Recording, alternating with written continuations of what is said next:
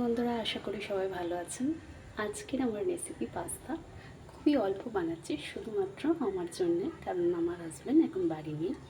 তাই আমি আমার জন্য পাস্তা করছি। পাস্তাটা সিদ্ধ করে জল ঝরিয়ে রেখে দিয়েছি। এখানে হালকা করে একটু গাজর আর একটু আলু কেটে নিয়ে সিদ্ধ করে নিচ্ছি। হালকা মাত্র 2 মিনিট ভাপালেই হবে। যেহেতু মঙ্গলবার নিরামিষ, তাই জন্যে আজকে নিরামিষ পাস্তার ফোড়নে থাকবে একটু আদা কুচি, লঙ্কা কাটা এবং টমেটো, আর সাথে দিয়ে দিতে হবে একটু পাস্তা মশলা। আর কিচ্ছু না, ব্যাস 2 মিনিটে রেডি হয়ে যাবে পাস্তা। প্রথমে কড়াই একটু 1 চামচ কি 2 চামচ পরিমাণ মতো একটুখানি সাদা তেল দিয়ে দিই।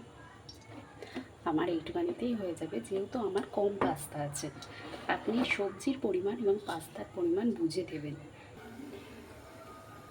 তেল গরম হয়ে এসেছে, এর মধ্যে আদা কুচি দিয়ে সামান্য আদা কুচিটা লাল হয়ে গেলে লঙ্কা কাটাটা এবং তার উপরে টমেটো কুচিটা দিয়ে দেবো। লঙ্কা কাটাটা পরে দিতে পারেন যদি আপনি ঝাল করতে না চান।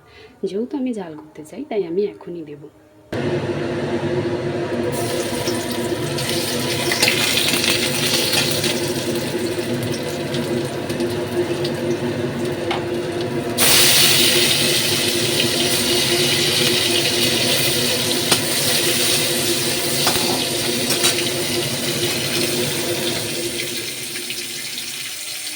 এবার আমি হালকা ভাপিয়ে রাখা সবজিগুলো দিয়ে দেবো।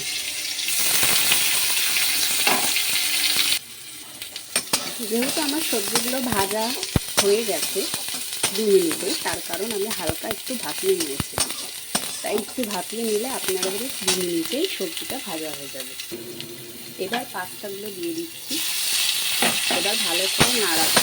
সব শেষে পাস্তা মশলা দেবো।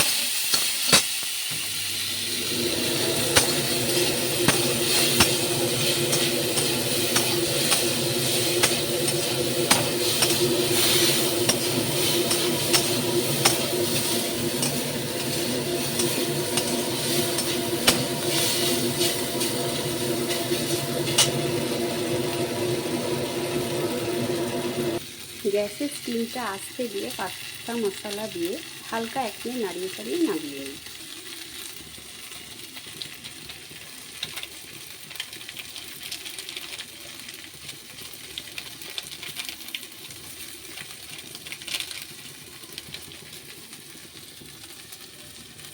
যেহেতু আমি একটু লাইট পাস্তা খাই, তাই হালকা মশলা দিলাম। আপনি চাইলে বেশি মশলাও দিতে পারেন আপনার স্বাদ অনুযায়ী।